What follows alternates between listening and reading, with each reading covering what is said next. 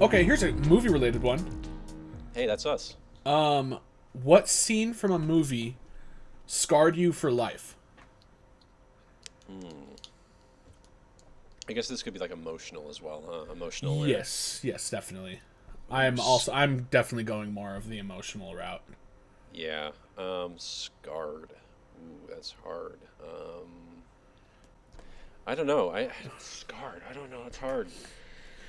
Well, I mean, something I think about a lot is the ending to The Irishman, the last half hour of that film. Not that it's like totally traumatizing or anything, but Just super emotional. super emotional. And just the feeling afterwards. A year later with The Irishman, it didn't like hurt me, but just the feelings and the subject matter a year later, just I'm just still thinking about it.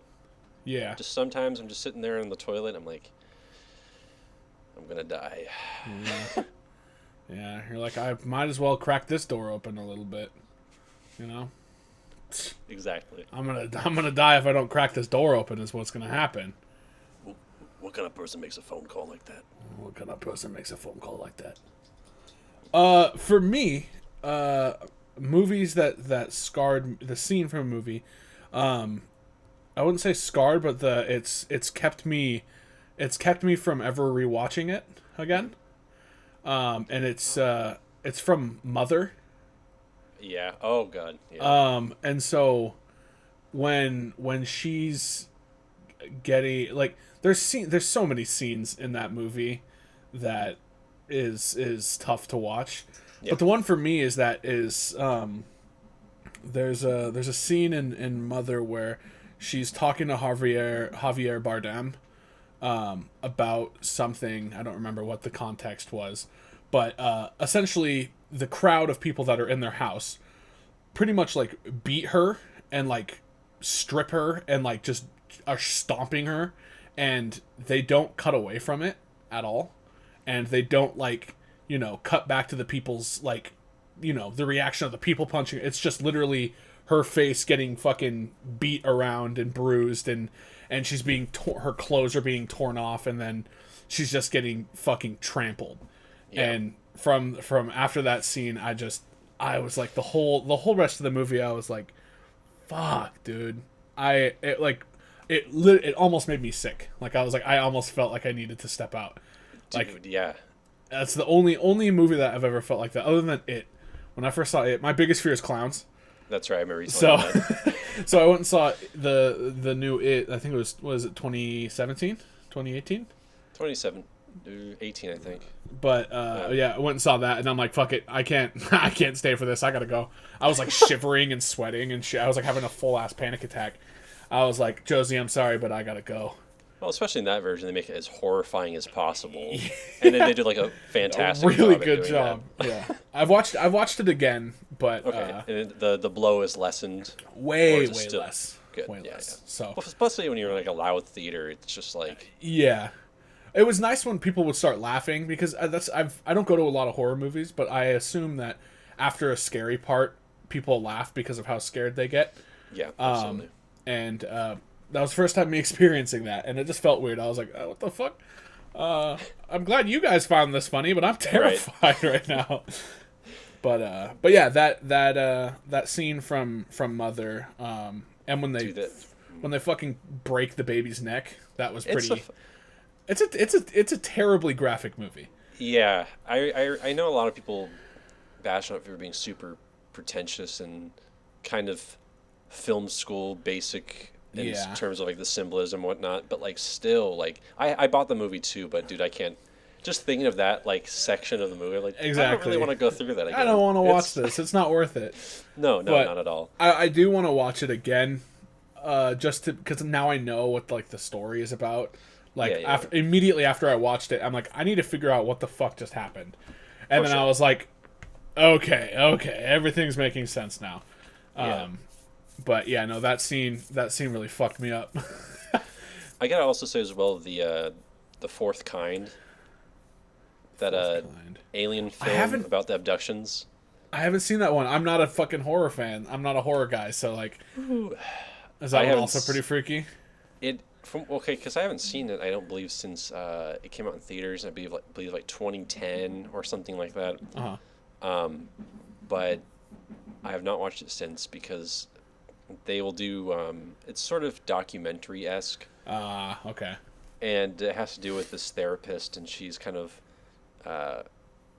getting people to like recount their abduction stories. But yeah, there's also like you get to see like an abduction happen, but it also gives off like exorcism vibes. Yeah, that's what I was noticing from the trailers of it when It's from back in the day. And I saw this when I was like 12 or something, Yeah. and I was like, I remember after that, man. yeah, I was pretty scared out of my brain, out of my poopy pants. Yeah, to your poopy pants. I haven't watched that since. Don't plan on it. I would like to give it a try. I'm trying to watch more horror movies, especially in VR. Oh man, Not being able to leave a theater, not being able to like close my eyes, essentially. Yeah. You know, I mean, I can close my eyes, but like not being Right. able to go, you know, like.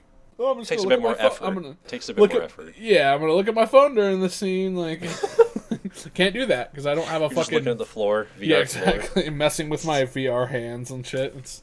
That's funny. Yeah. Okay, I think that's a good. I think that's a good. that's a one. good start. Yeah. I'm fine with that. Absolutely. Well, hello.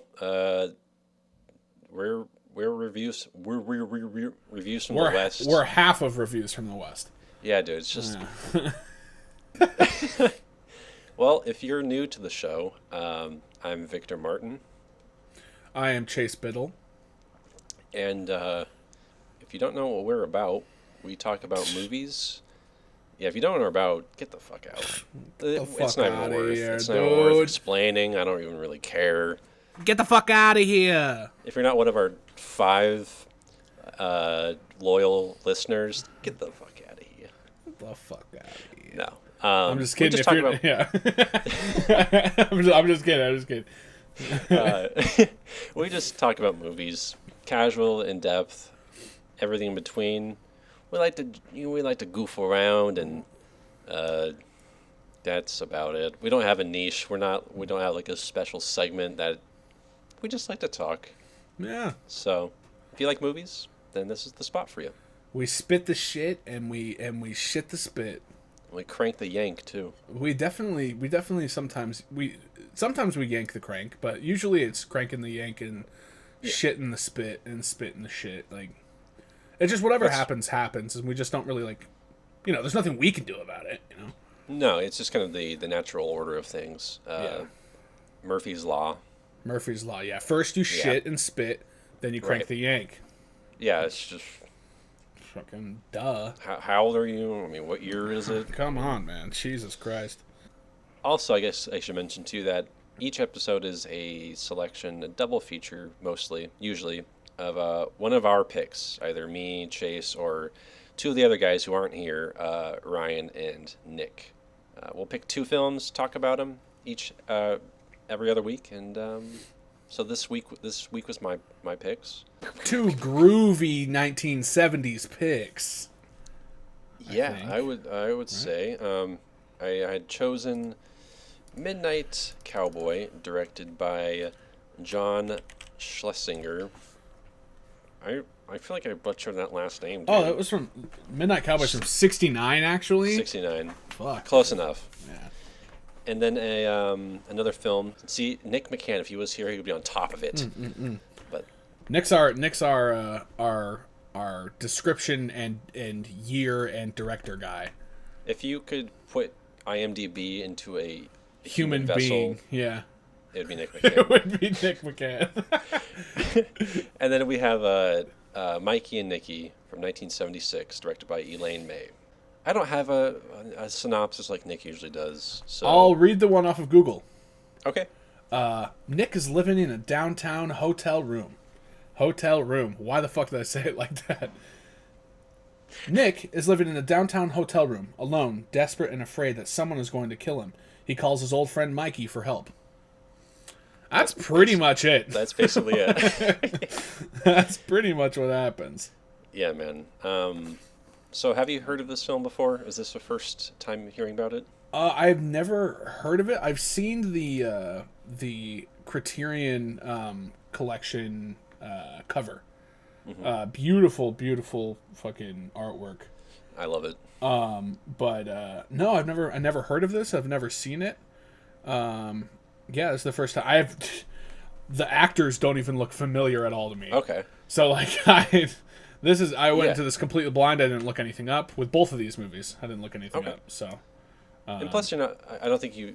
I remember you saying you haven't seen like too many like films from like the 70s or 60s and stuff like that. Yeah. I probably my date up to like back was probably like I probably started like around like once Star Wars came out and I started watching more 70s movies and stuff like that. You know, back in the day when in the 70s when I was alive and kicking. Right. When after Star Wars came out, I'm like, you know what? I should probably go start and see movies. So. I see that you have like the Andy Milonakis effect going on.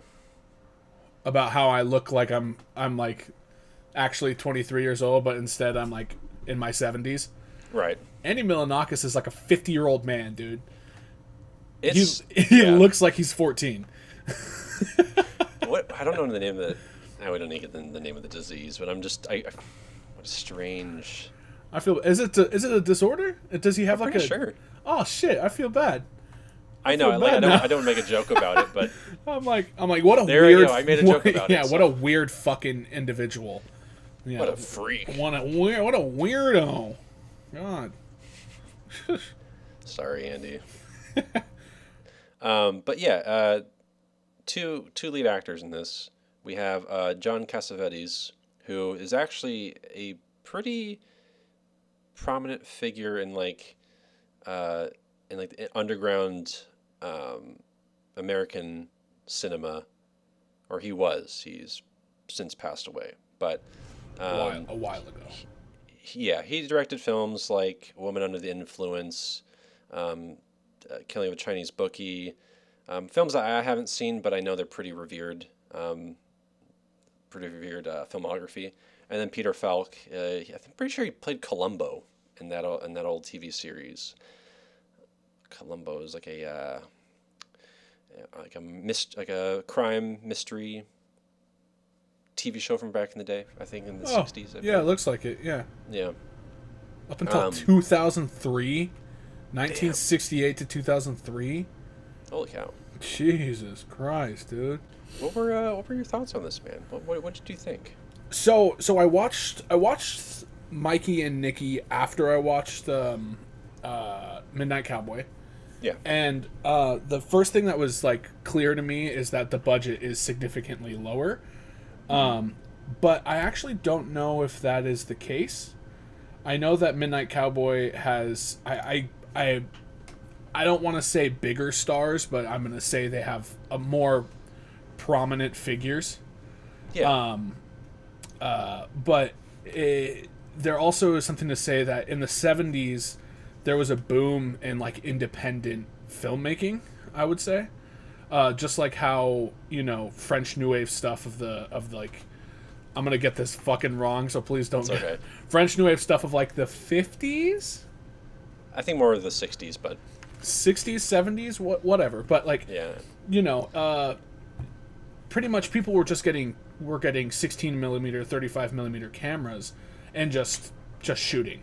And it's clear that there's some sort of production aspect to this, being for $4.3 million. Like back in the 70s, that's a huge budget. But the first thing that I noticed about this is that the camera it seems lower quality. The shots or the cinematographer is not. The cinematographer doesn't seem like he's as got his feet set yet. Yeah. That being said, I think it's beautiful and I think it's really well shot. But I think that it just comes off. It shows up to me as like a little more independent. But yeah, I totally understand that for sure. I think what I read too is that a lot of the scenes, especially like when they're just out wandering the streets at night, a lot Yeah. of it is like improvised. Oh, I bet. Yeah. And Elaine May would have the cinematographer like Just keep follow 'em. rolling, like Yeah. following and like rolling film, even if they were like walk off set, like to still keep going and going and going. Yeah. So there does seem to be kind of, it seems a little bit, a little aimless and a little amateurish at points for sure, but it might be just because it was a bit more, or it was more organic, less Yeah, structured. And absolutely. So they kind of had a, seems a little rigid at times for sure. Yeah. But I'm actually surprised. Supposedly, Midnight Cowboy has a lower budget by like $1 million By $1 million. Wow. somehow around that. That's insane. I don't know. That might just be. I don't know. I Weird. don't know how correct that is. I mean, it was 7 years prior, so like, you know, I could see it. I Yeah, could that's see a it true being point. like stuff being cheaper then, but I don't Right. know. Right. I mean, we were just coming out of the Vietnam War at that time, Right. so I mean, I have Yeah, no yeah. fucking clue. So, so the structure at first seemed strange. It's one of those movies where it doesn't like. There's no really any introductions, like you know how we have like nowadays really kind of all movies, or not all movies, but all like popular movies that are like getting like not in like the film community but like general audiences, they have like this is this character, this is this character, like Right. they didn't really have that. They just had Nicky having a fucking mental breakdown in this hotel room, and then we see Mikey, and then the introduction is that scene of Mikey trying to force Nicky to take the medicine. Right. And so at first I was thinking, I'm like, okay, Nicky is a crackhead, like this dude's on drugs, but it turns out that he's just really, really mentally unstable, and that's Yeah. kind of what I was picking up throughout the film, is that Mikey and Nicky are childhood best friends, like even like childhood best friends, Yeah. Exactly. and so Mikey knows that Nicky isn't like completely sane, like there's some sort of you know hormonal disbalance in his brain that's making him kind of do these things, and he seems to be the only person that is really sensitive to that and accepting of it, because it sounds like everyone else has just kind of given up on him. Yeah.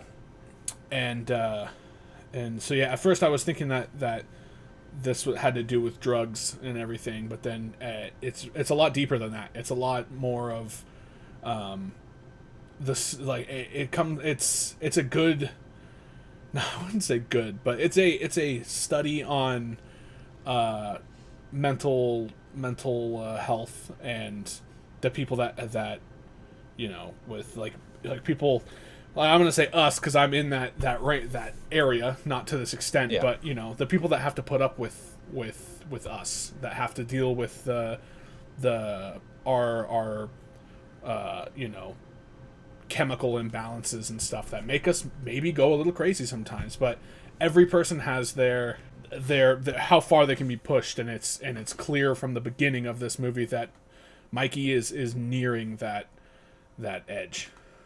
And Right.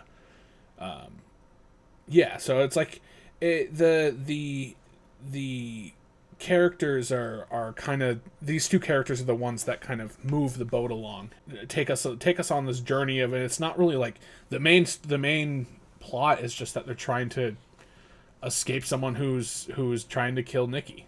And Right. so it kind of there's a point where I was like, wow, this is starting to feel like Good Time, where it's just okay. they're just running around like doing stupid, like, okay, let's stop here. It's like, okay, maybe we shouldn't. And it's like a lot of that, like in Yeah. Good Time, they're like, all right, let's go steal this acid. Like they're like, That's actually a good point. You know? because I did watch a little interview with Benny and what the hell's his name? Josh. The Safdie brothers. Yeah. Benny and Josh, and they were talking about this film. So Oh, wow. I I can totally buy there being an influence with this Cool. film for them. That's awesome. I didn't know that. That makes me feel good. Nice. Yeah. So Nice. Yeah, good catch. but yeah, I was feeling some of that, and that was kind of brought me back in because I love Good Time, like a lot. I don't know if it's Good Times plural, but it's Good Time. I know. Good time. It's a good time. Yeah, it's a good time. So, what about you? What did you think? So I actually watched this film twice, and I never do that. Yeah.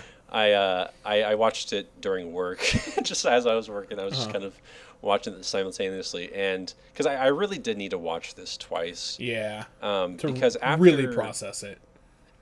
Because after I watched it last night, I was feeling very indifferent about it. But I think now seeing it twice and picking up on more of the nuances, I'm kind of I buy it, and I think I appreciate it a lot more. I just think it's very interesting because you have two people who, like you said, childhood friends. They've known each other for a very, very long time. And at the beginning of the film, Nicky calls up Mikey. He's like, "Hey, I need your help." You get a little snippet where he's looking at this newspaper and you see that someone's been murdered. You get maybe that he's been roped into some sort of bad deal or something. You start to learn that Nicky fears for his life. Someone's put a hit out on him. And you get the sense that, okay, Mikey's there to help. He's there to get him to safety.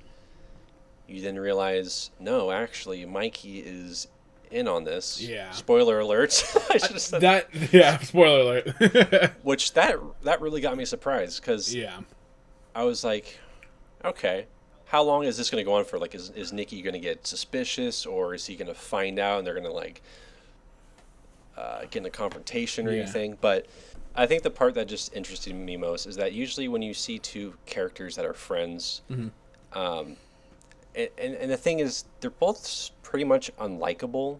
Yeah. You get some glimpses of like, some glimpses of hope between the two. Like, hey, maybe Mikey might change his mind. Like, he might, get Nicky out of there, save him from the hit. But, and this is something too that I didn't really fully grasp until the second viewing, is that they're both part of the mob, and that, which is in the fucking synopsis, but it didn't really click with me till the second viewing. It's so, like, Mikey doesn't really have a choice, unfortunately. And that aspect actually reminds me a lot of The Irishman, when it had to do with killing off Jimmy Hoffa, even though that Jimmy and De Niro's character, they had friendship, they had like a thing going on, but because of their line of work, they had no other option. And I just found that interesting that Mickey is also dealing with something very, very he's dealing with very heavy. There's also consequences to this as well. Yeah. You have Nicky, who's fearing for his life. He's paranoid. He's freaking out, thinking he's going to die. Mikey, on the other hand, he knows that Nicky is going to die, even with reassuring him that he's not. And having to, like... It's pretty sad, because, like, there's that one scene in the cemetery where they're talking about Nicky's mother, reminiscing about, like, their childhood together, talking about Mikey's brother who passed away, and then just sort of like you get to see the layers underneath. And there's a part where Nicky's like, he's talking to his mother who's buried in the cemetery, and he says, like, "Mom, if something happens to me, Mickey did it." And Mickey just like, gets no, totally defensive. No, you take that back. And you just like tell he's like totally, he's not taking it well. It's also such a hard thing for him to deal with as well. But just basically, this person you thought you could trust, who you've been a friend with for so many years, it doesn't really matter in the end. Yeah. People change, and there's even a line where Mickey's like, you need to find someone who you can trust, like really early on in the film, after like a little scuffle that they have.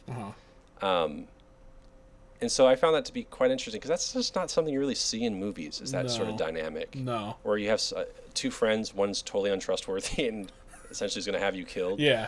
I don't know. That's just something that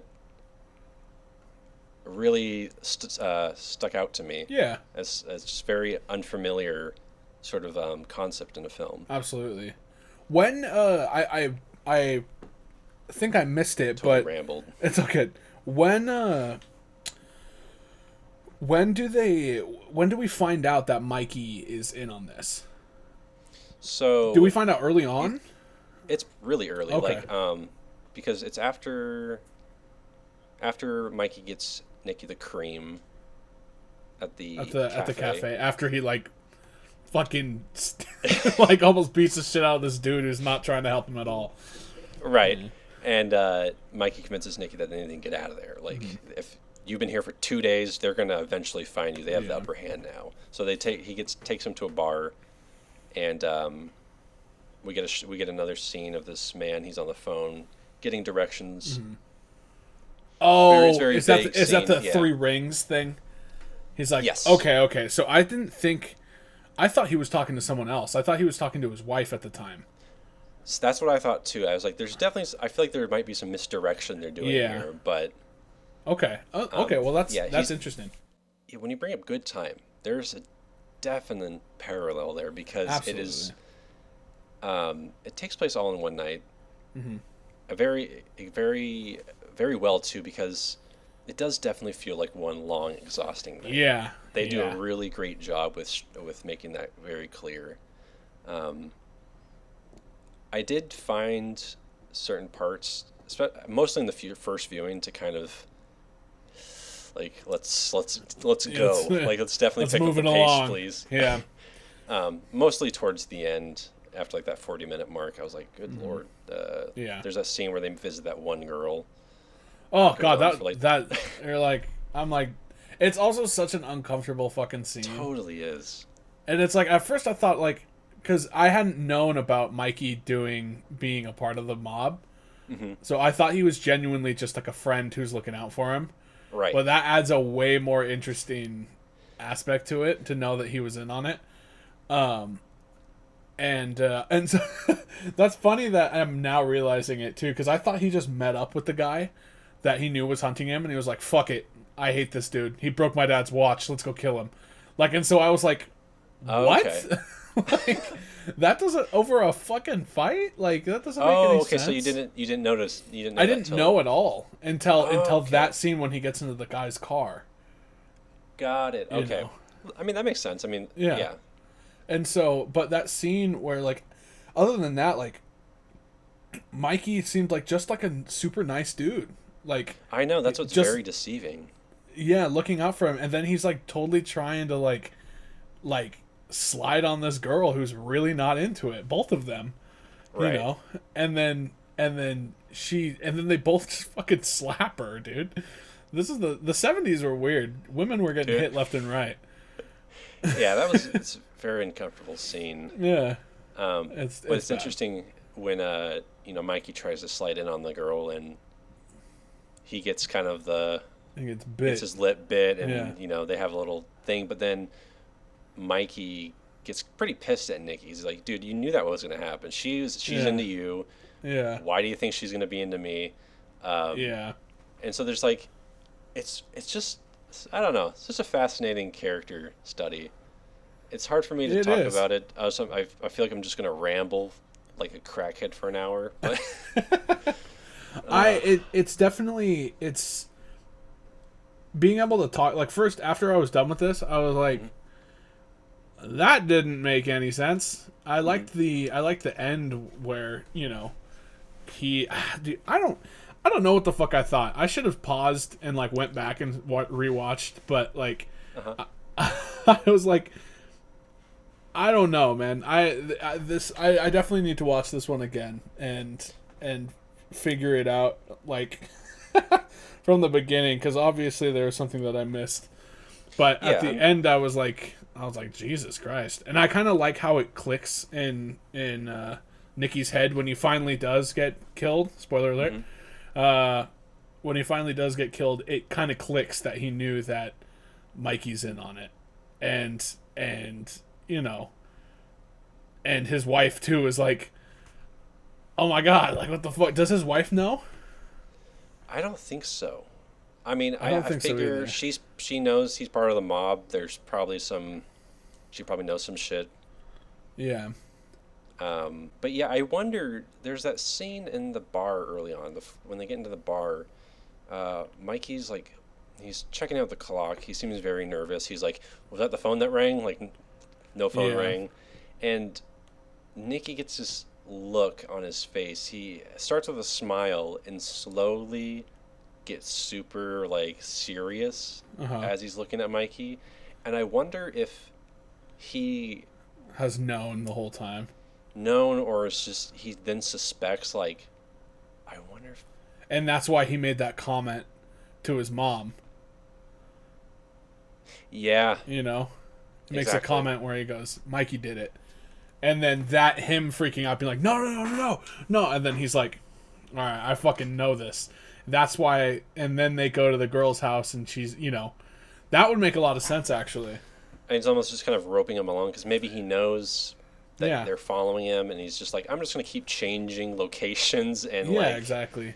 And also that, there's also probably a part of it that's like, this is his childhood best friend. Like regardless, he knows that it's the mob, and you got to do what you got to do, but like at the same time this is his best friend from growing up. And so he may know that like I'm probably going to die tonight, but at least I'm going to be with, arguably the most important person in my life. And so even if I know he's the one doing it, I'm going to enjoy the time. Like that would add another whole fucking level to this.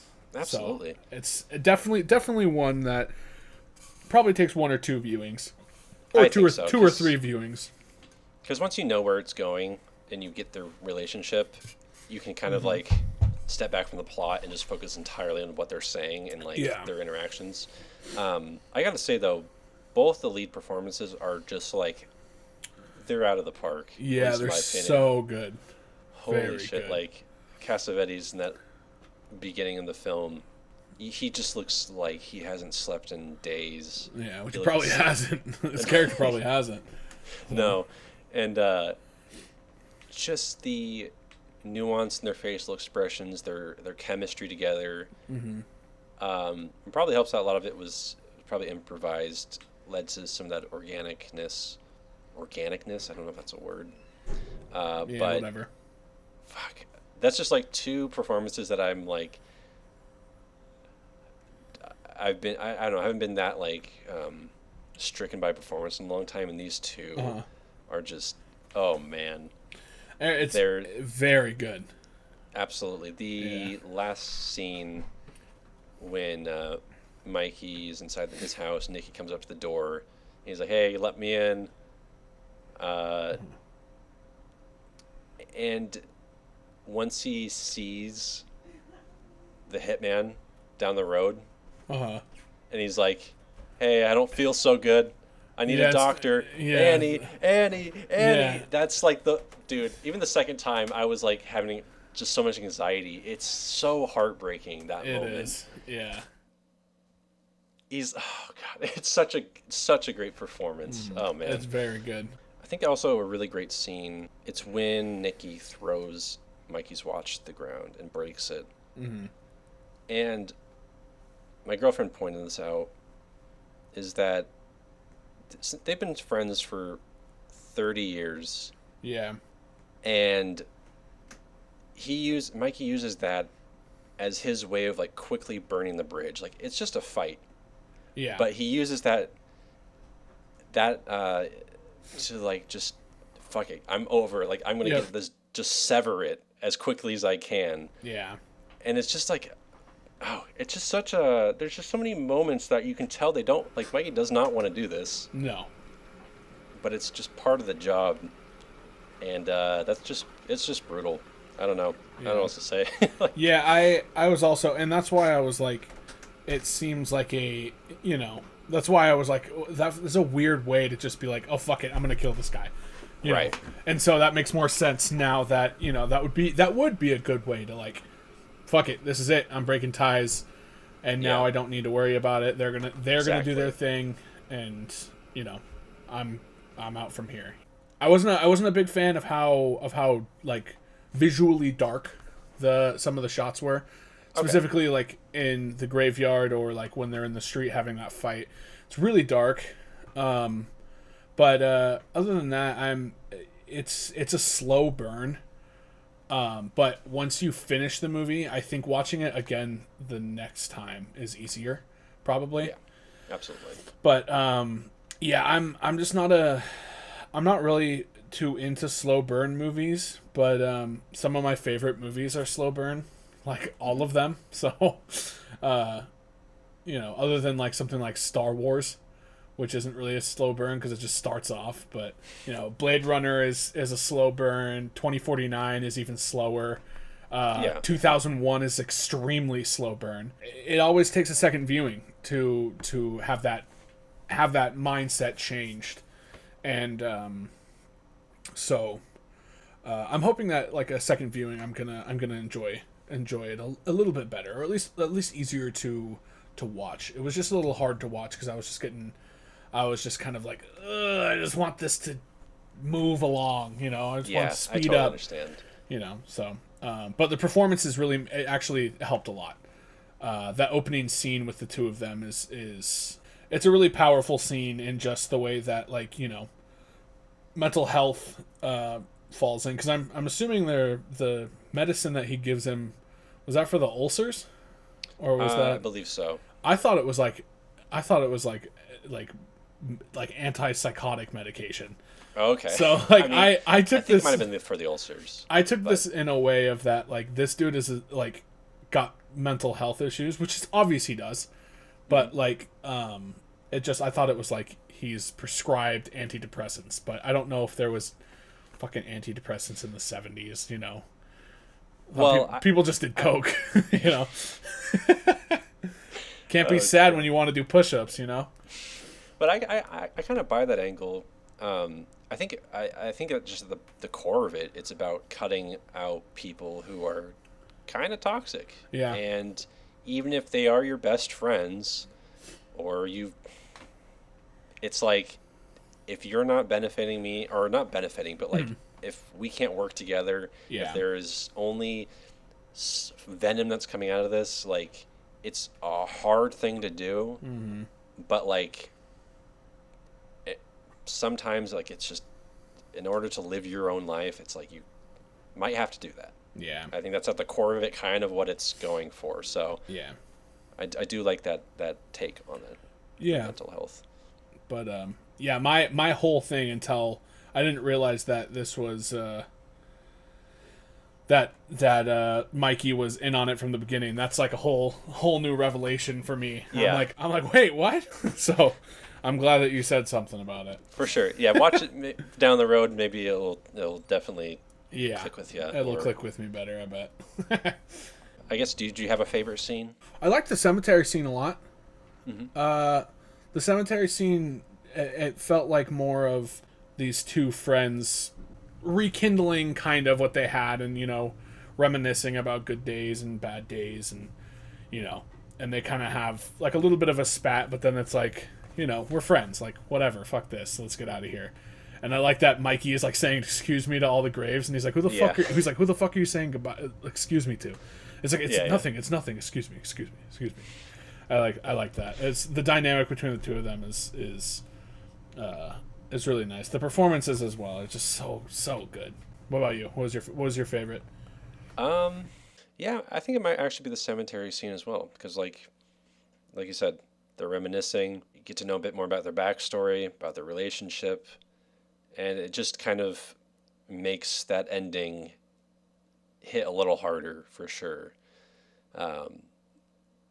And even too, when Mikey kind of just like comes in and gives him a hug, and then just kind of walk off and joke around. Yeah, I don't know. It's just it's such a heartwarming scene in such a weird place for it to be, like in a fucking cemetery, like in the middle of the night. And the thing is, like, it doesn't really feel like an outright like mob film at all. No, not at all. And that's what I was conflicted with at first, because while his motive, Mikey's, it still doesn't feel like that's what's happening. Maybe just because of the lack of characters, or the lack of, I don't know, the lack of exposition, I guess. I don't know what it is, but It's definitely a bit more inaccessible in the way you kind of probably should watch it a couple times if you're listening.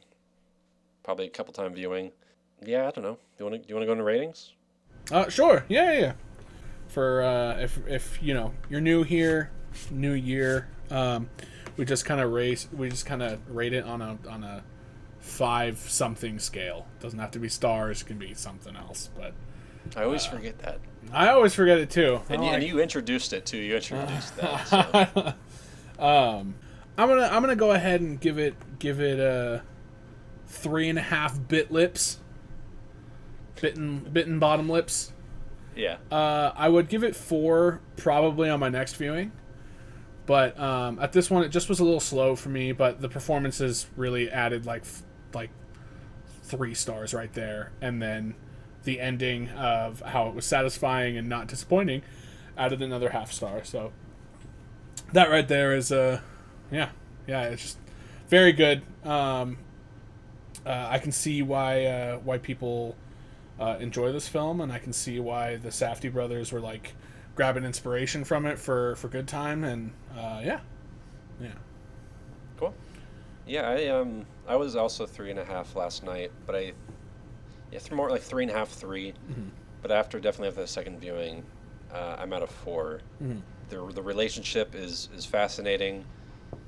The performances are stunning, and it is a very slow movie, but if it's a character study at heart, and there's a lot to delve into, and yeah, the ending left me feeling kind of I was a little mad on the ending last night, but I think basically because it ended so suddenly, I was like, there was like no time for it to yeah, exactly.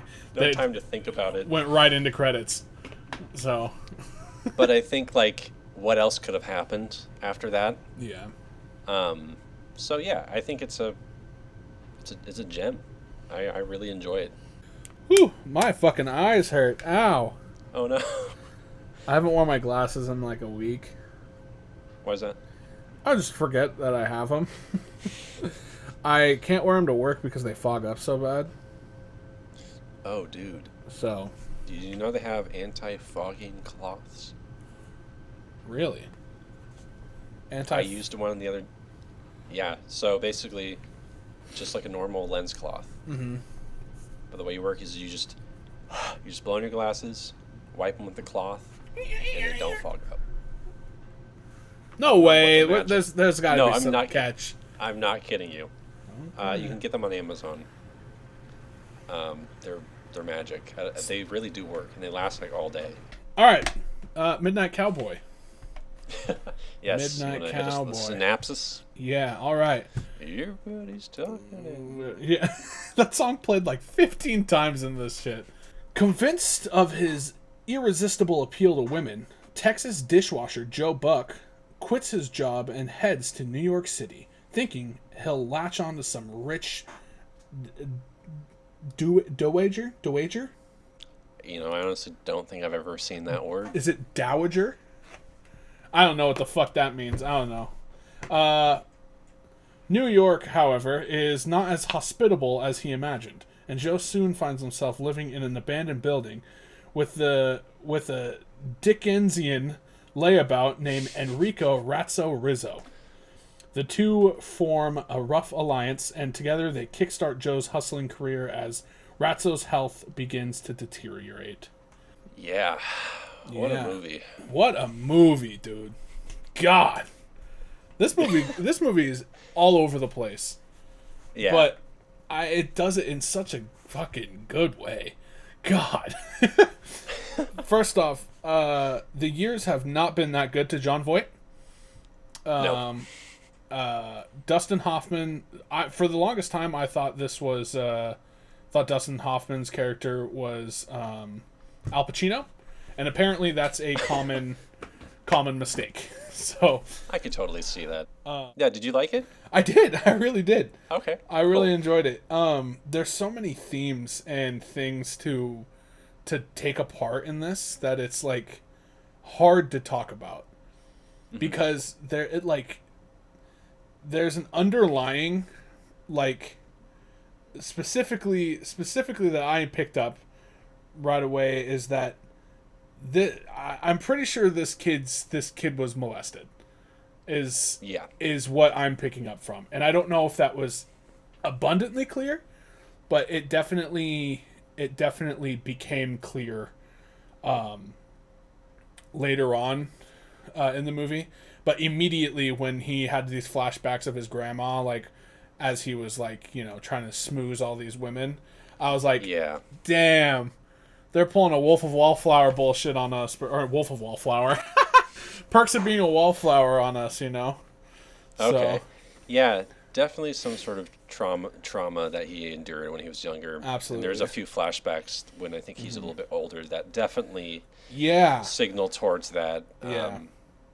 And probably causes that confusion he's feeling with his identity. And also kind of his sexuality as well.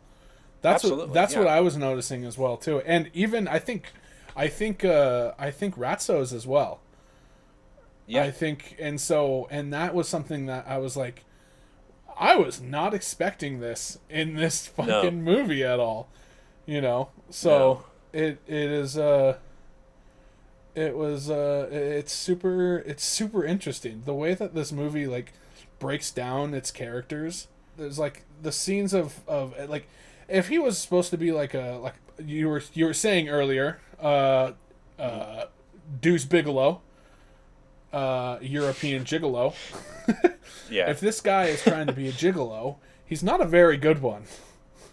Not a very good gigolo. No, John Voight's character, Joe Buck.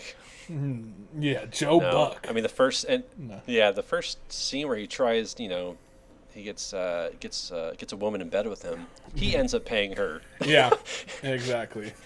Which is just it really plays in the naivety of his character. I mean, from the beginning you can tell he's just very all about himself. Yeah. He's checking himself out in the mirror. Just total, I don't know, total cowboy. Yeah. Like, I don't know how else to describe it. Just total, like, well, I may not be a cowboy, but I am a stud. That sums him up like perfectly. I mean, he says that line like 4 times in the movie. Freaking Dustin Hoffman. Oh. Such a character in this. Oh, this is Rizzo, fantastic. Ratso. Yeah, well, come on, man. Yeah, where? And then I love how the famous scene from this movie, the I'm walking here scene. Didn't know that was from this. I didn't know either. That scene was improvised, if you didn't know. Oh, was it? Yeah, completely improvised. That taxi driver was not supposed to be on the set. And he almost hit Dustin Hoffman. And oh my god. And Dustin Hoffman actually was like, and you can hear his character break too, because Ratso has a voice like this, blah blah, you know. Yeah. And then his voice like, I'm walking here, and then he like gets into the spat with the driver, and right. Yeah, that was all improvised. That was a random occurrence. Oh, that's awesome. I didn't know that. That they just kept with and then his thing about the insurance as well. He's like, yeah, you know, that's actually not a bad idea. It's a good way to collect insurance. Yeah. That was fucking hilarious. Yeah, the dynamic between those two is completely. It's a nice change up from Mikey and Nicky. With how, I mean, this is still a sad film, like very depressing. Definitely. At the core of it, but like their dynamic is much more entertaining and a bit more lighthearted, I would say. Yeah. I don't know if lighthearted is the right word. It's goofier. Definitely. Yeah. So like, but definitely more accessible. Definitely, absolutely. Yeah, I think Dustin Hoffman did a fantastic job in this. I think that even more like John Voight did a good job, but I think Dustin Hoffman really stole the show for me in this. His character was just such a little slime ball, but like you just loved him, you know. You did definitely feel for him. Absolutely. At points, because you don't for his introduction. You're like, this guy. Yeah, he's sleazy, you know. He's slimy. Yeah. He's got a limp. You can't trust people with limps. That's a lie. No, it's not. It's not a lie. If you got a limp, I will fucking trip you. I don't trust you, dude. I don't trust them. We gotta make sure the limp is real first exactly. before we. They stand up and they go, "Hey, what's up?" I'm like, "Ha! I fucking knew it. You're a liar. Oh, you're a liar." But what I like about Joe and Ratso is that they both are kind of chasing the same feeling or experience. Is the right word? They want to be rich because they want to make money. Rich, yeah, and also they're lonely. Yeah, they're two very lonely people. Loneliness is a huge theme in this movie, which is strange, you know, but it works. And then these two people are, you know, lonely. Then they become lonely together, you know, and the lonesomeness is easier to manage because when you're with someone else, yeah. But I think what I really enjoyed here is the connection that they form. And Ratso's like the mold starts to break. You kind of see that he's a bit more hurt and lonely than he gives off. Yeah. Like it's pretty early on when Ratso invites him over to his apartment. And it's really he's just squatting in this abandoned building. Yeah. And he's like total Aladdin moment.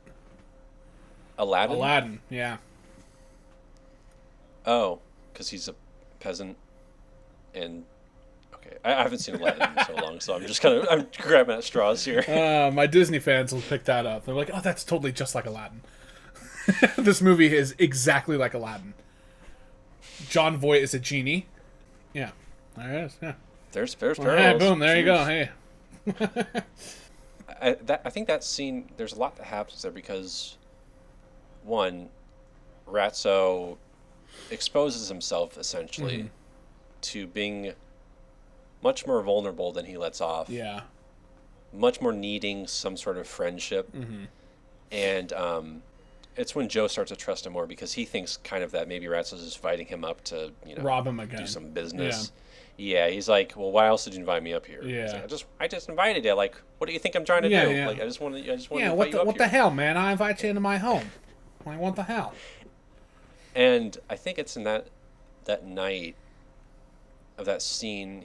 I think Joe has a dream. It's like that black and white dream.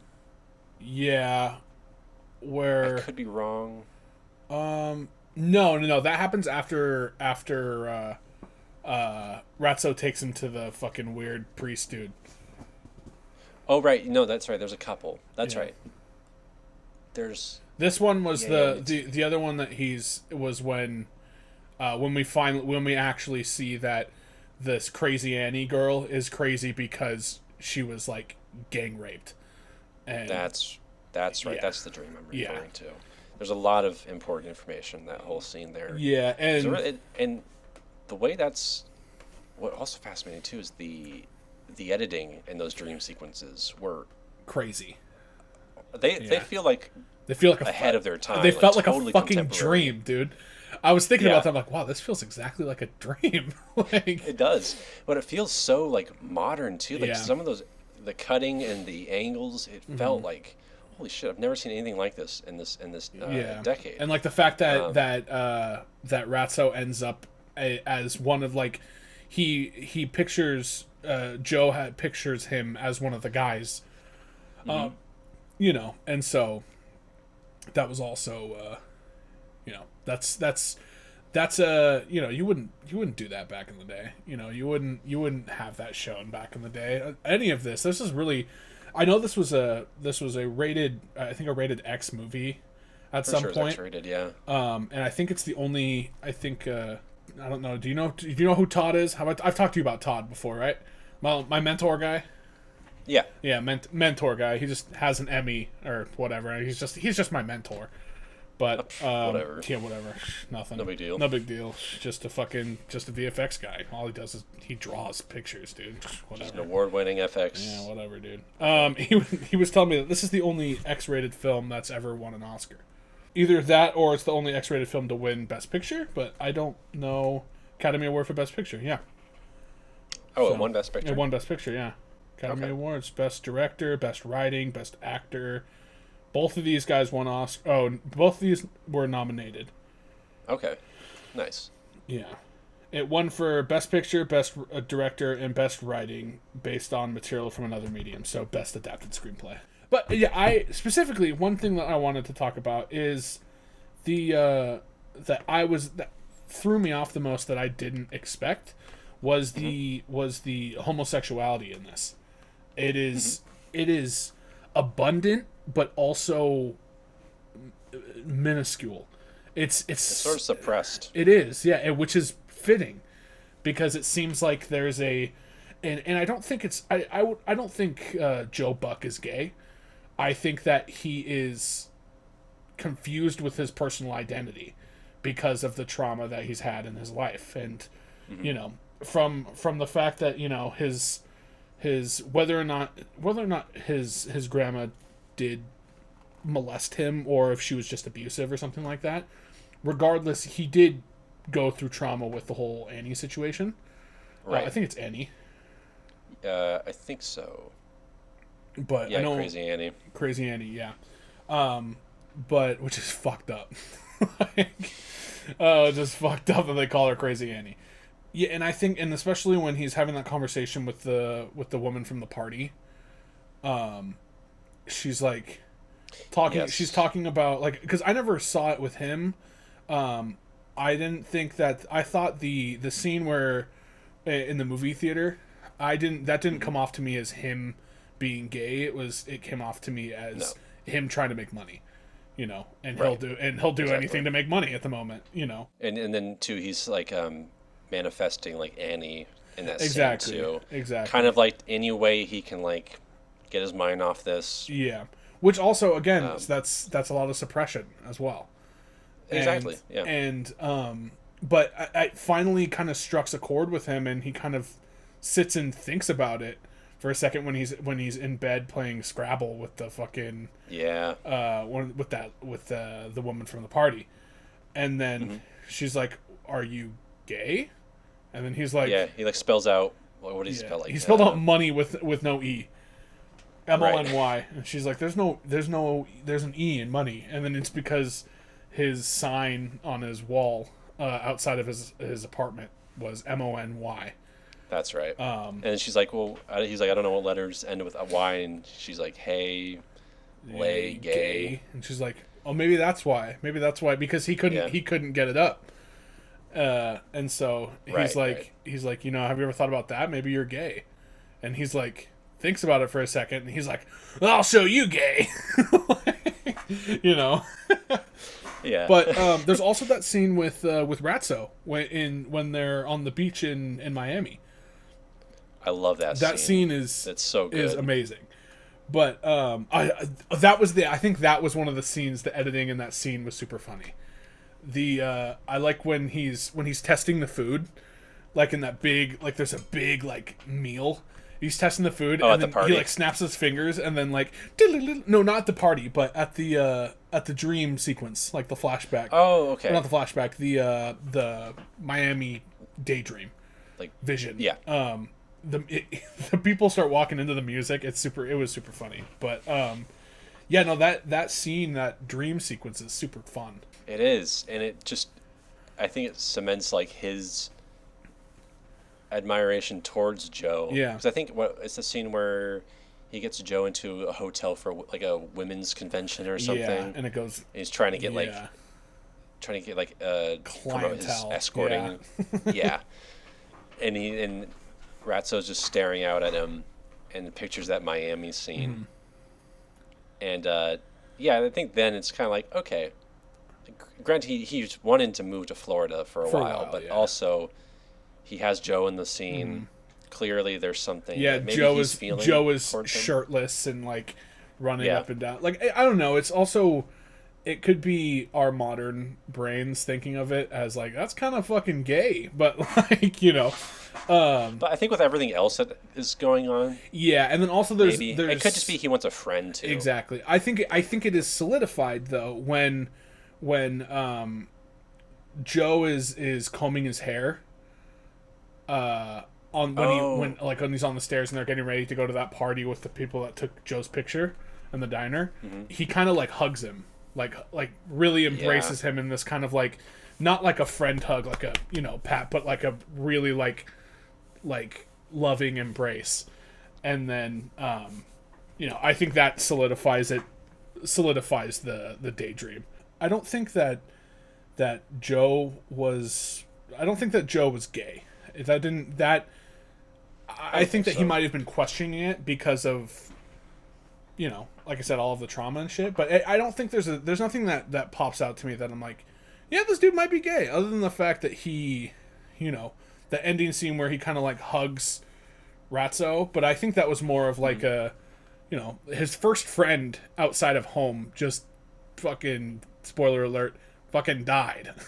Like, right. It just kind of seems like at the with this one, it's like they both are desperately needing some sort of friendship, even if it's platonic or there is something more going on. I think at the core of it's like they both really just need friends, and which makes Rico's character just all the more sad to watch because Joe's going off with these women. He's the center of attention while he's just kind of sitting in the background. He's saying like, "Oh, I'm Joe's manager," kind of giving himself a position, more importance than he really has. Yeah.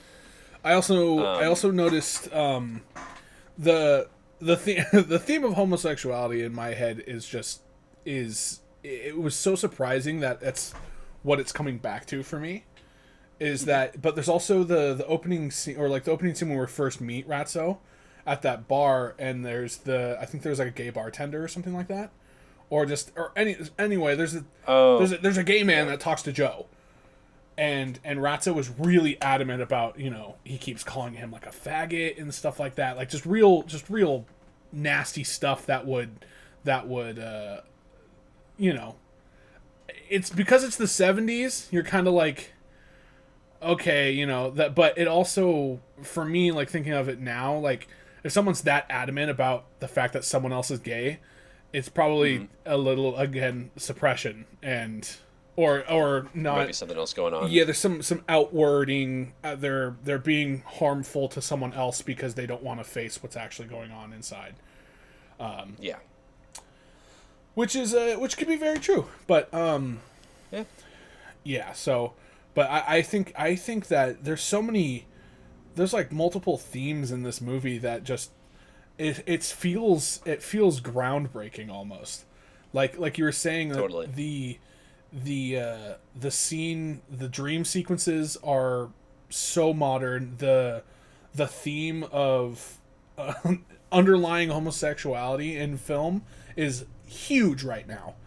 Like fucking The Lighthouse. There's it may not be clear, but there's an underlying it's again, it comes back to lonesome though. These people are lonely and they're looking for some affection or attention from anything.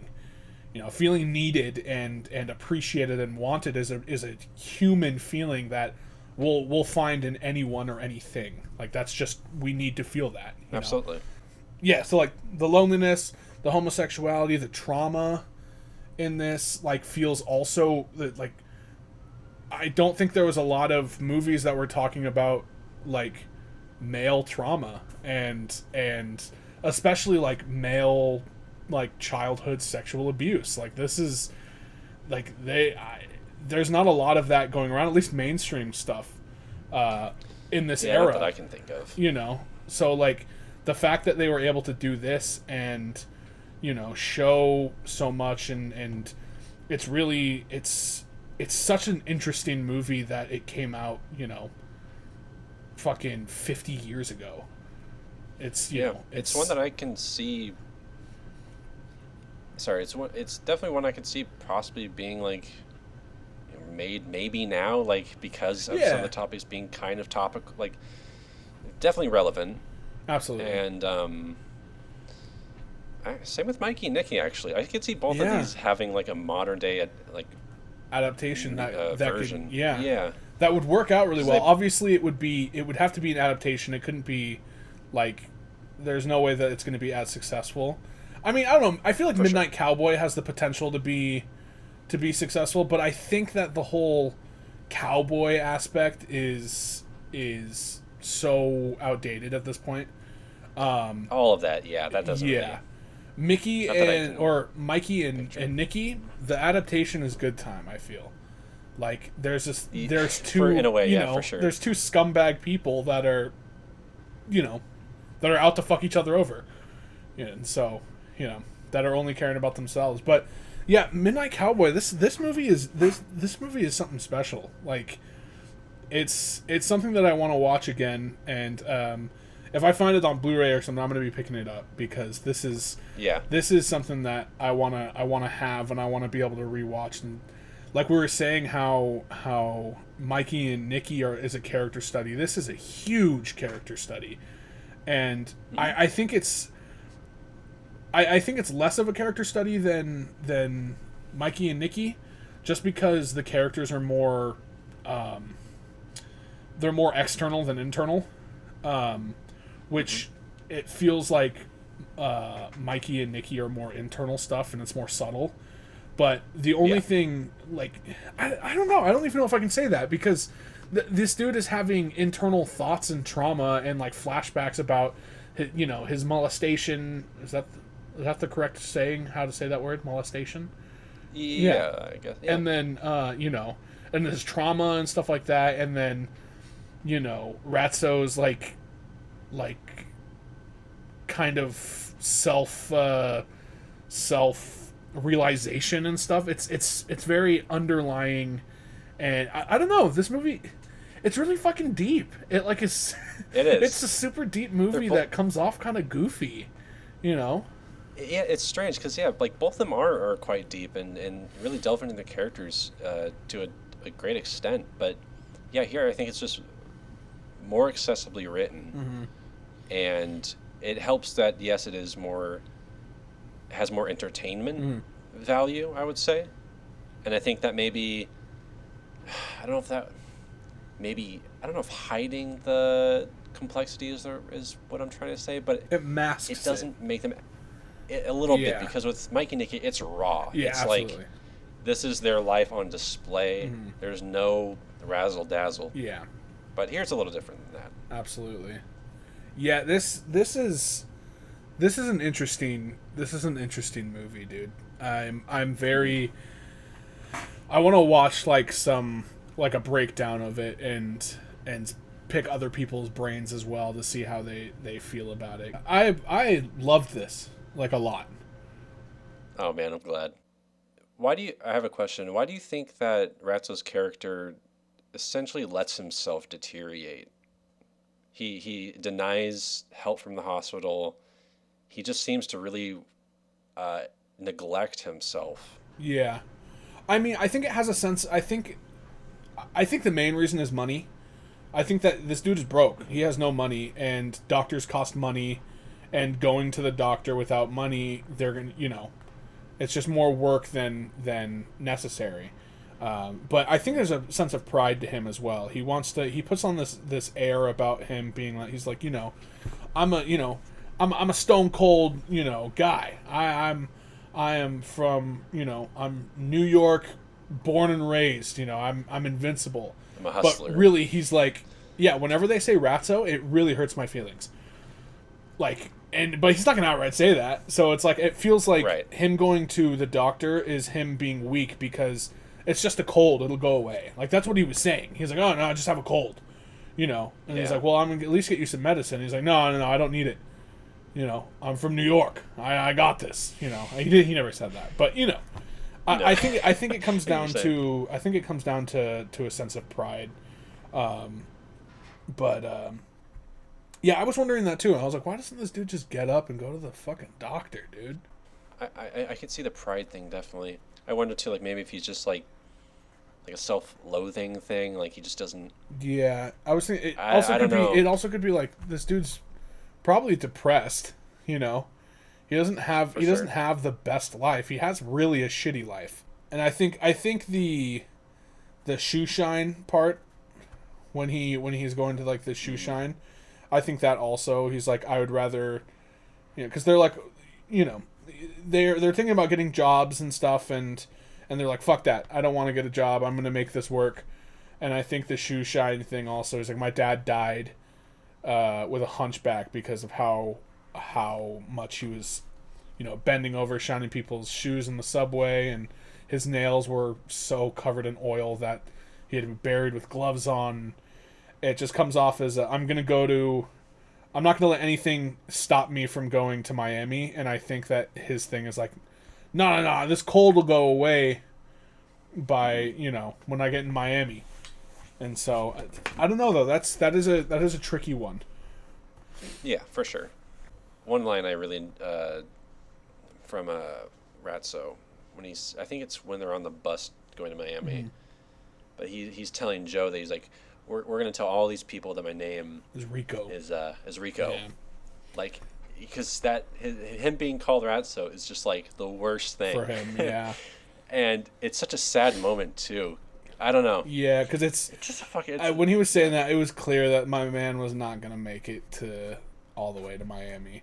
He's definitely. And so like he's like, it's only 31 hours. We wake up at 11 a.m. not tomorrow, but the next day, and he's like, when we, he's like almost crying about it too, Yeah. And then when he pees himself on the thing, that scene was actually kind of funny because he was like, he's like, oh well, now you're a cripple and you didn't need to go and pee on yourself too. You're already having such a shitty life, and they both kind of laugh about it, like.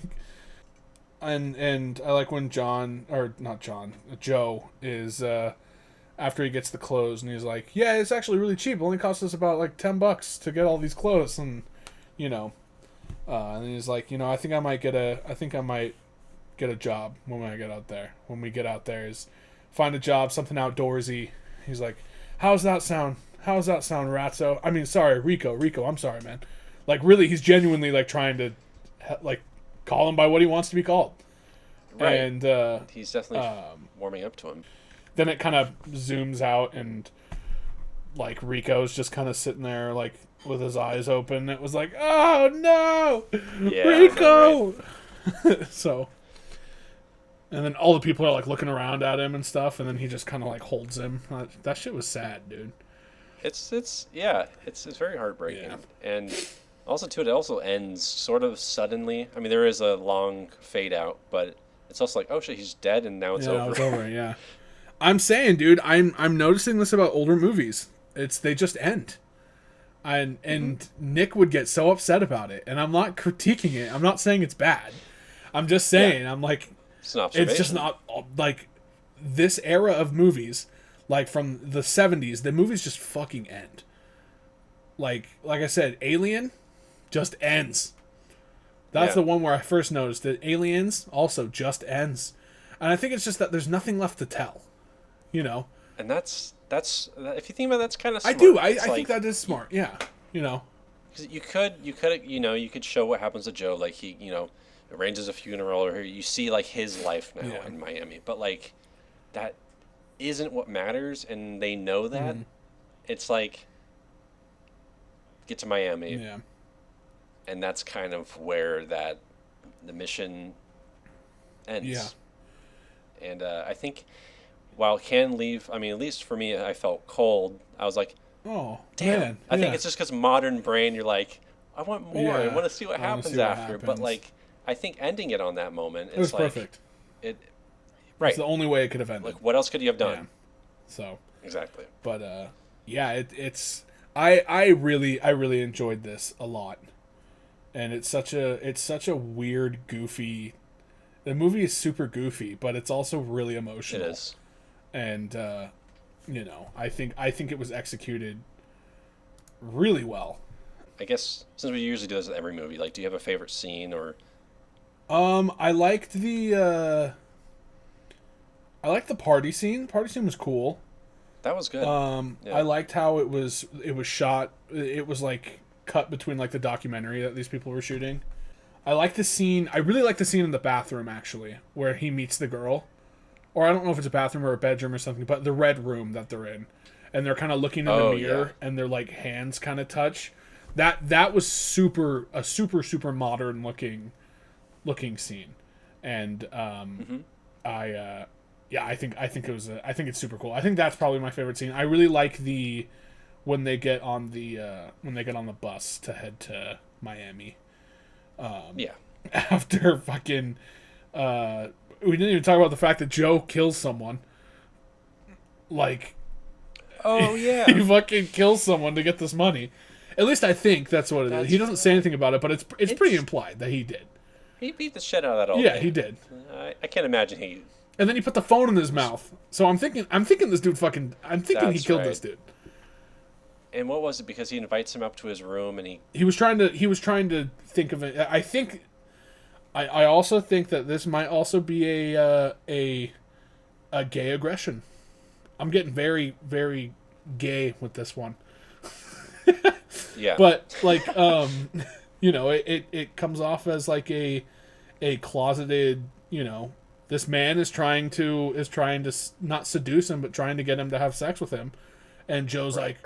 Blah, blah, blah, I'm not like that. Well, but it also is desperation too. So, for sure, he knows that this person has a bunch of money, and he's gonna take the money, and he needs the money, and he needs to get out of New York and get to Miami, and right. The phone call thing is literally just a misunderstanding. Like, the phone call that the phone gets put in his mouth for.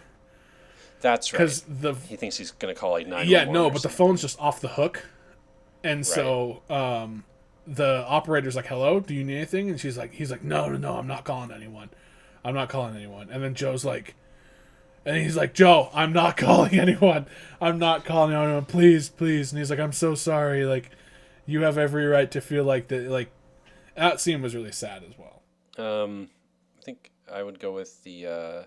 I did like the opening a lot. I did like getting the introduction to his character and him getting on the bus, getting those flashbacks.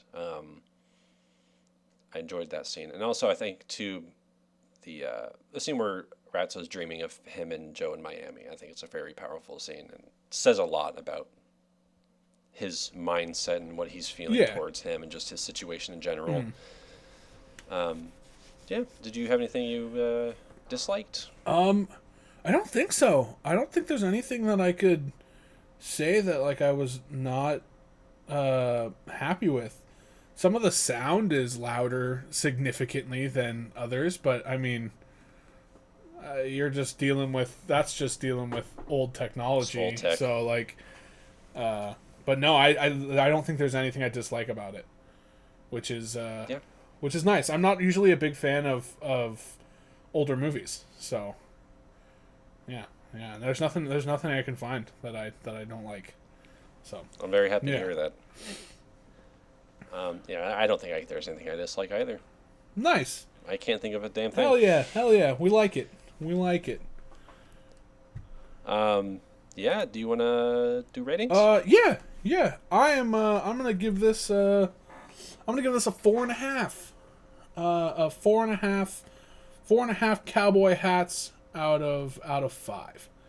I think that this is a damn near perfect movie, and I think that it's really well done, and it's beautifully shot, and the acting is superb, and the development of these characters is so, like you were saying, so modern that it feels.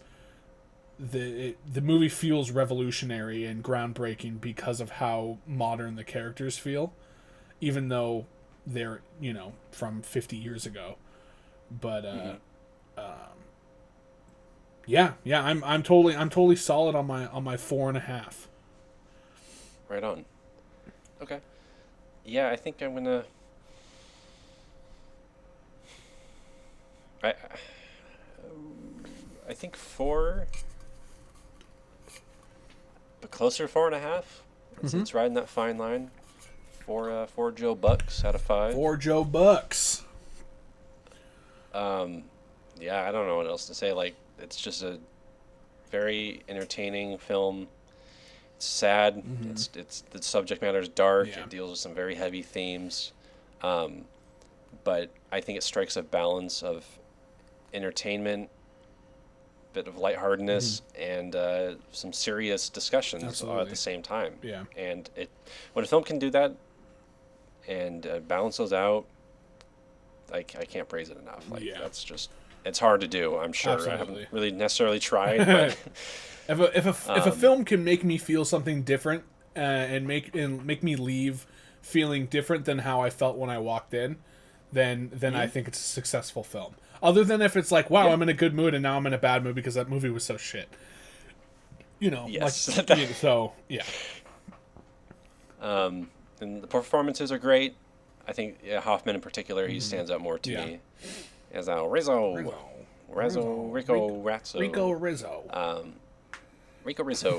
But yeah, man, I don't know. It's great. It's one that needs to be seen for sure. But just know it is very dark. It is very dark. Yeah. And surprisingly too, it doesn't come off as a dark movie. It comes off as like a buddy, it definitely like sneaks up on you. Cowboy in the city. Like that's all it comes off to. I didn't know that it had anything to do with this guy being a male prostitute. I was like, what the fuck? So surprise. Yeah, but I loved it. I think this is a fantastic movie. I am very happy. Yeah. All right, let's wrap this shit up. Well, actually, we have questions if you're interested. Ooh, if you're interested. Yeah, I'm interested in some questions. Okay, we actually got a decent amount. I don't know if you want to answer all of them or we can shoot through them. I don't work tomorrow. Today's my Saturday. Okay. I'm good. Oh, lucky you. Yeah. So this one is from War with Cinema. Shout out. Shout out them. You guys are great. The boys. The boys. They ask, what are some lesser-known films you think more people should know about? I think we got Blade Runner 2049. Star Wars? No, my Star Wars one's on this side. Blade Runner's on this side. It's like, dude. If anyone hasn't seen this yet, this is my Blade Runner tattoo to show that I'm a film guy. Huh? Hey. I like movies, so here we go. Movie theme. I'm getting a shot from 2001 on the outside of my arm in summer, and I'm fucking pumped for it. What shot? It's actually like not a shot that you would think, but it's one of the freeze frames of Dave when he's going through the time field, and it's the one where his eyes are like in the back of his head and his face is all fucked up. And my artist is like, I'm so pumped for this. So, hell yeah. Okay. And I'm really excited for it. And he does it. He's gonna do it in this style, which is kind of like not anime, but more like cartoonish. To show like I'm also am an anime nerd, but there you go. Yeah, how about that tangent, right? So my suggestion would be Blade Runner 2049. Not a lot of people have watched it or seen it, or even the original Blade Runner. A lot of people haven't seen. But would you say that's lesser known? I mean, I guess maybe in the non-film community, I would say that's lesser known. Yeah, film community, that's a huge thing. It's got Roger Deakins on it. So they're like, right. Every film, Deakins. Every cinema or cinematographer is like, no, of course I've seen it. It's Roger Deakins. It's like the Bible. And by cinematography people, I mean me. Right. What about you? What unknown? Lesser known, I would say any of... I would say like Harmony Korine's earlier films, like Julian Donkey Boy. Gummo is a bit more popular, but those are pretty.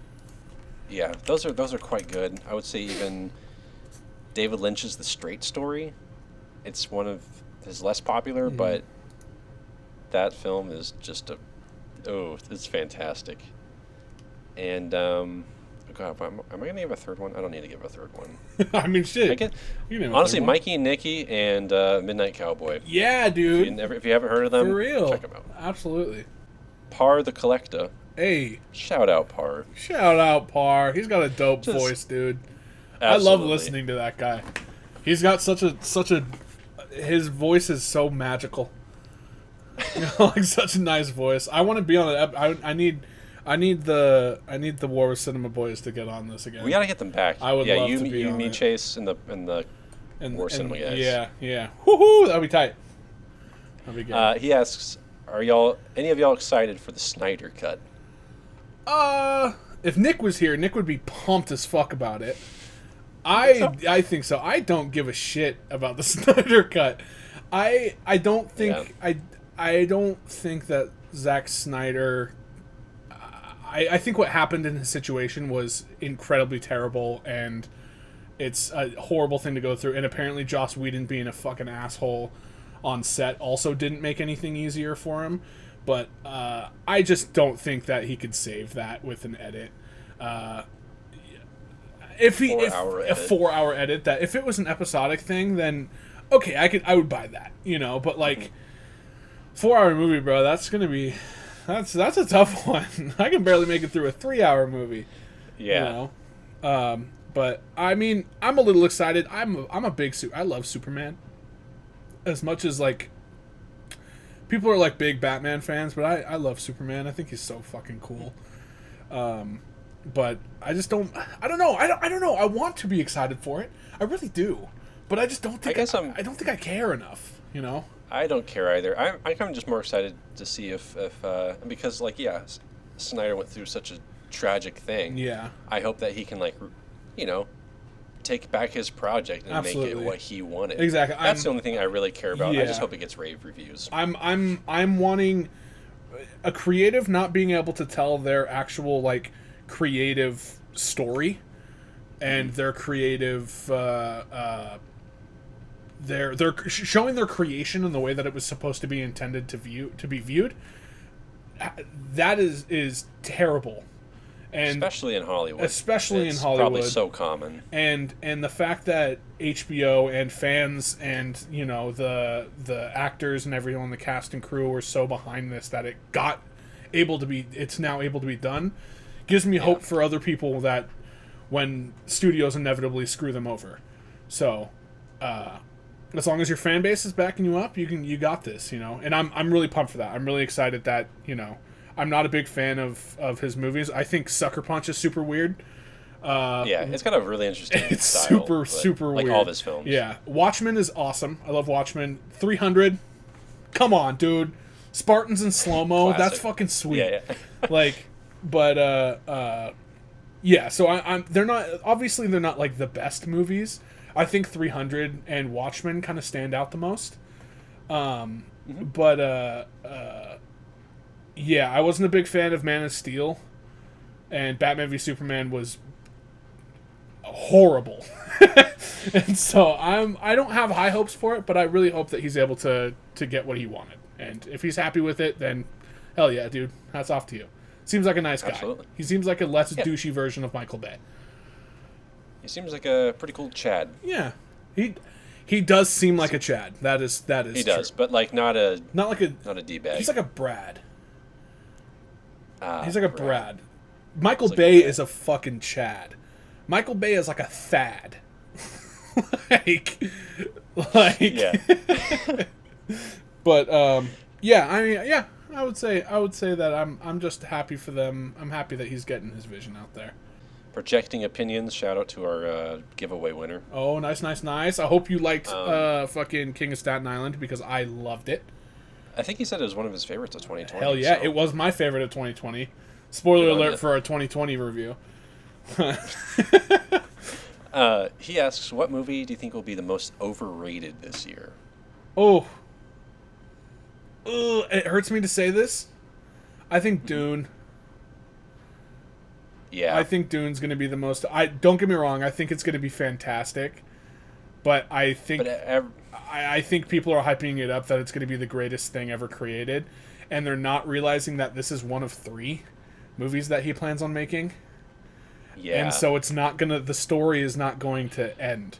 This is I'm excited for it. The cast is insane, but I think it's going to get way overhyped. And that is terrifying to me because Villeneuve is my baby boy. And this also feels like the cyberpunk of the film. Yeah, world. Getting fucking delayed a bunch of times, and then everyone's getting so excited for it that it's gonna come out and be like The biggest release. Yeah, they're like, what the fuck? This is shit.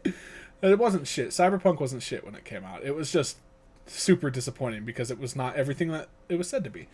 Well, and also for you PC guys, you probably had it a little bit easier. I had it way easier. I mean, The console. I have a rendering graphics card, so my card wasn't set up for gaming. So I had a really hard time until like day 3 or 4 when they came out with a patch that made it run perfectly. And okay. Now I'm super happy about it. I haven't played it in like a month, but I'm super happy about it. Yeah, I haven't. I'm gonna wait. Yeah. But I think I would have to go with I think Dune. I'm gonna go with Dune too. I think it's gonna be great, but I think I love Villeneuve, but I think people treat him like a god. Yeah. And I get it. Like his films are great, and there's not one I dislike. Absolutely, me but neither. I think people are just gonna overrate it. Yeah. I could see that happening, but I think it's still gonna be good. Yeah, I hope that it gets the I wish that it wasn't getting as big hype, because 2049 didn't get like a really big hype, and it was fantastic. And, Yeah. and so I hope, but it's not going to go. I think Dune is going to be sad. I don't think it's going to be bad, but I think it's going to be sad. Right. Yeah. Yeah. Let's see we got a few more. Okay. Are you good? Yeah, I'm good. I'm totally good. Okay. Wiggles the Great. Nice. They ask best place to get French fries. Okay, I'm on a big Jack in the Box kick right now. Jack in the Bix. Yeah. Jack in the Box curly fries. Those do slap. But a classic McDonald's French fry though, they're also pretty good. Those are good, but when they're not good, they're not good. They're not good. I've never had a bad curly fry at Jack in the Box. I don't think so. I know there's a lot of controversy around Chick-fil-A. Chick-fil-A, their waffle fries go hard. That's true. But their waffle fries and Chick-fil-A sauce. I actually don't like Chick-fil-A sauce. I don't like sweet sauces other than barbecue. Yeah. Okay. So. Okay.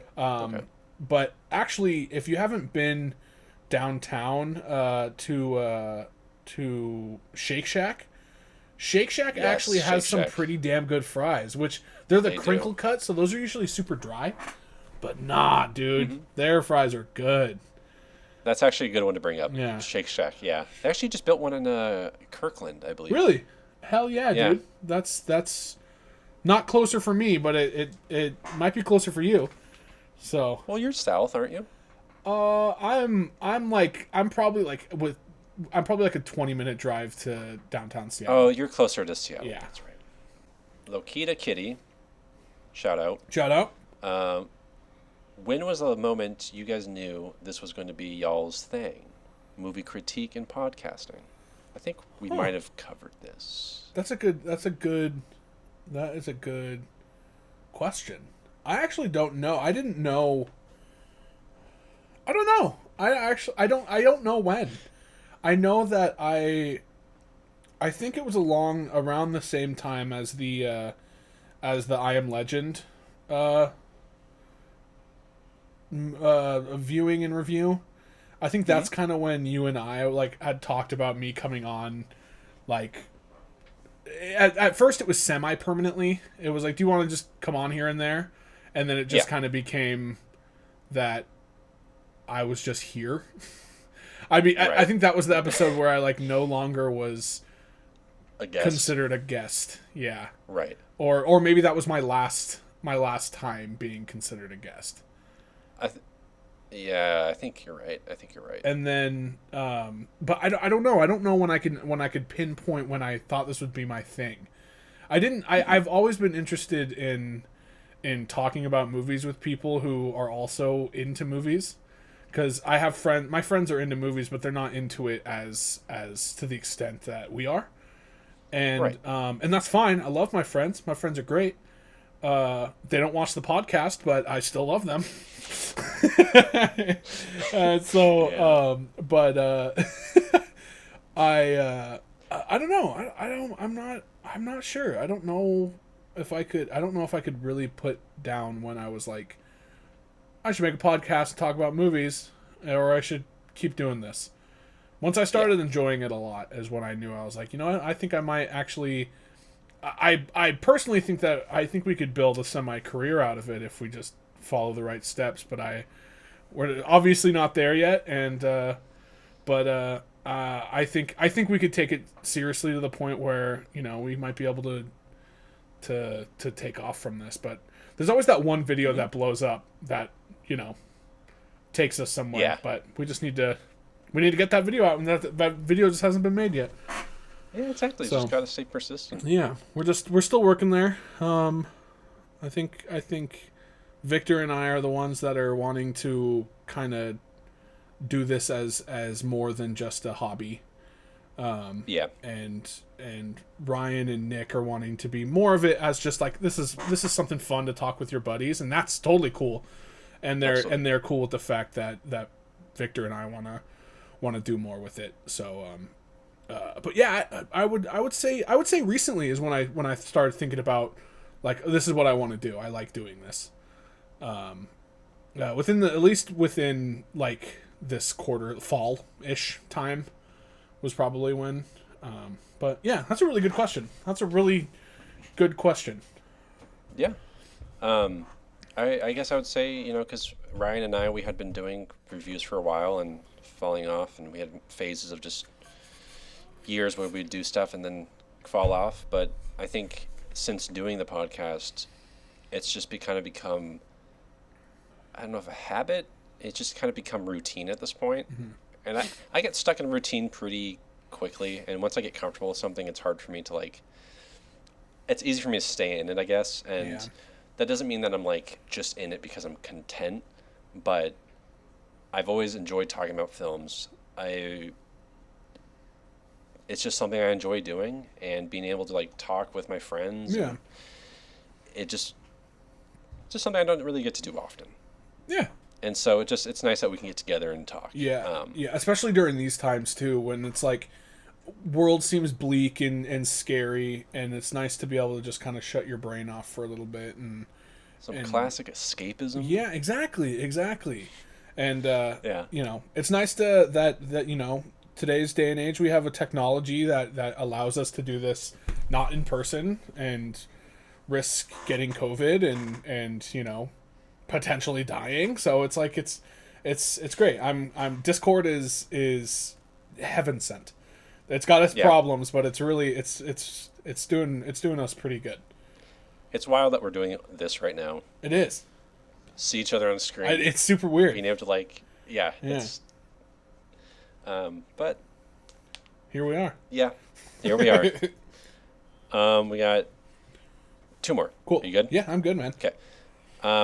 What's your favorite dumb movie? This is asked by Captain Cruzy. Captain Cruzy. Hey, Neil, that's my guy. You know this guy? Oh yeah, bro. Okay. I grew up with him. Oh, I went to Dude, I went to preschool with him. His mom was my preschool teacher, and then I went to high school with him. He's a cool dude. I was gonna say I hit him up about his devices he was making. Yeah, for, dude. That digital it's shit he was doing. He makes some stuff with oils and food coloring.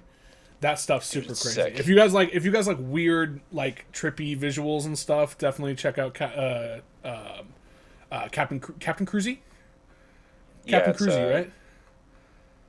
Captain CAPTN CROOZY. Captain Cruzy. I had one of my Instagram titles was Captain Krusty, so I get it. Okay, I get it mixed up. I've mentioned on the pod hundreds of times. Love on a Leash. Love on a Leash. Yep. Love on a Leash. I still need to watch that, dude. Dude, we gotta. Have you talked about it on the podcast already? No, we'll watch it. I think it's on Tubi only now, as streaming exclusively on Tubi. I think. I mean, we can. I'm pretty sure Tubi's free, right? Yeah. Oh yeah, and there we go. We'll have to do it. April Fool's Day. We'll just do. April could be really dumb movies. That would be fun. Ooh. My favorite dumb movie is I love the Harold and Kumar movies. Something like that, or Harold and Kumar Go to White Castle is. I haven't seen those. You haven't seen any of them? Mm-mm. Oh man, I have all 3 if you want to borrow them. So okay. They're pretty. I mean, they're pretty fucking stupid. They're super fun though. I enjoy them. But yeah, I would say Harold and Kumar. I gotta say, there was one. I guess Love on a Leash isn't considered like a dumb movie, so maybe that's not totally correct. Have you seen Not Another Teen Movie? Oh my god, that's a good movie. Dude, with fucking I turned Chris that on as a Evans. joke for my brother and I to watch. Uh-huh. It's didn't expect it's to laugh so awesome, much. dude. It's so funny. Not Another I Teen actually Movie have is 3.5 great. stars. Yeah, dude, it's fucking hilarious. I've only seen it once, but I guess I could also consider that one maybe as well. It's so stupid. Yeah. Damn it. It's so a dumb. It's super dumb. Um, and then let's see, Cinema Flavor, shout out. Cinema Flavor. They ask, who will win, Godzilla or Kong? I want to say. So neither. we've been going back and forth in the group chat about this. Pretty much, it's just me sharing fucking monkey memes. Yeah. There's some good monkey memes There right are now, some man. good ones. Yeah. I am gonna agree with you because I think we talked about this, and I think I know exactly how the movie's gonna end. And I'm not gonna say it, but I'm gonna say neither as well because I think Yeah. you and I are on the same page of why neither of them will win. But yes, I'm gonna say neither. Yeah, I'll say neither too. Or, Don't want to say. I'm not gonna to say neither. I'm gonna say it's a draw. Okay. I would say it's like a that. draw because I'm thinking neither of them means that they don't fight, but obviously they're gonna fight. Right. So I'm gonna say it's a draw. Yeah. I agree. That's all we got. Well, that's a good one to end it on. Yeah, thank you so much for all the questions. Yeah, dude, everyone. there's a That was whole bunch lot. of questions this and week. we always appreciate. I know. It. We always like the interaction. I know. I'm gonna start doing it on my Instagram too, and just being like, movie questions. I need them. Boom. I'm just gonna stack them up like a week before. I'm gonna be like, hey, I need movie questions. So I know. I was thinking of like at some point if we get a bigger audience to like start like a channel on Discord that is like specifically for fans or like that'd be cool. questions Yeah, or yeah. something. That'd be cool. 'Cause I know like some people do like a Reddit and have like a Like an Reddit thread. AMA But type clearly, thing? we're not. Yeah, we're good not enough for Reddit Reddit. status. So I mean, we're almost at 500 followers on Instagram, dude. that's true. And we were at slowly 300 like a couple weeks ago, like a couple months ago. think- But still, like Yeah, I think you're 200 right. followers in a little over 2 months. Like that's not bad. That isn't That's bad. not bad. I wish that we would have Ours- that much on fucking on YouTube, but And streaming in general, Yeah. that'd be nice. I wonder if there's a way that we can kind of do it on. We should do once you finish the podcasts, you should send them to me early, and then I'll find Okay. a snippet that's super funny, and I have a thing about we'll that. make like a trailer, and be like, and then I'll post that on the story as well, or on the story and be like, hey, this is the trailer because. I think having a little snippet of like this is the type of content you can see Yeah. is kind of like, wow, that's kind of funny. I'll watch that. Especially, it's better than just like, hey, we got a new episode coming out Monday. Exactly. People are like, Alright. whatever. Cool. So, yeah, I think that would be cool. Well, I guess that's it. Yeah. Wrap it Well, up. next week or not next week, 2 weeks from Monday, probably. When are you posting this? Monday? Yeah, when you guys hear this on Monday, It'll be Monday. What is it? it'll be the next Monday. Monday the 1st? Not the 1st. No, yeah, Monday. No. Yeah, Monday the 1st. Okay, So, yeah. first episode of February. Cool. My movies, I chose something strictly. I wanted two very, very different movies. Extremely different. I wanted one that I hadn't seen before, too. That was like, I'm always going to, from now on, I'm going to choose at least one movie I haven't seen yet. And that first movie is Eyes Wide Shut by Stanley Kubrick. It is it's very freaky from what you say. And I'm excited Yes. because Stanley Kubrick is a fucking weirdo. And I'm excited to watch I think it's last movie. It is. So, yeah, and I'm probably going to choose Kubrick movies from now on because there's a lot of ones that I haven't seen. And actually, not a lot. I haven't seen He's only done a few. You know. Yeah, it's not too many. I think his earlier stuff we probably won't get into, but you know, Clockwork Orange I haven't seen. Barry Lyndon I haven't seen. I wanted to say he did Jerry Maguire, but that's definitely not true. That's a different Tom Cruise movie. But and then the other movie is Adam Sandler's Little Nicky, which, if it's anything like I remember when I was 10, this movie is going to be fucking terrible. And I am so excited to talk about it. It should be a really fun episode. And yeah, a bunch of laughs, bunch of shenanigans. It'll be a fun one. So I'm curious if there'll be any parallels between the two. I hope so. There always seems to be something. I know. Like, even if it's accidental, Yeah. there's always something. I'll find it. I'll dig. I like the yeah. I'll find something. So. Okay. Well, everyone, thank you so much for listening. If it was your first time, and you like what you heard, consider subscribing on YouTube or following us on Instagram and the social or the streaming platforms that you like, Spotify, iTunes, all that jazz. Yeah. And if you're on iTunes, listen up. Come on. Scroll down to the bottom. Go to the review section. Reviews. And maybe leave a nice word or two. Or a couple of rude words up to. Yeah. We're not going to tell you what to do. I don't like Victor's voice. Boom. You can say that. 1 star. I don't like It's fine. I don't like Chase's attitude. 1 star. You know. So do it. Or if you Nick's attitude. Ryan's internet.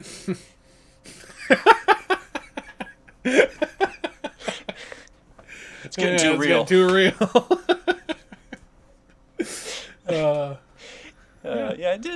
We're here. Yeah. I don't know. We're on Instagram. I'm- Check us out on I that don't want too. to say I want to quit my job, but I want to quit my job. So let's get me there. Let's get me there so I can do that. Yeah. That would be awesome. That would be great. I would love to do this for a living. So, let's do it. Let's do it for let's together, do it for a guys. living. Fuck it. You know. So I'm all about it. So All right. Well, thank you, and see you next time. goodbye.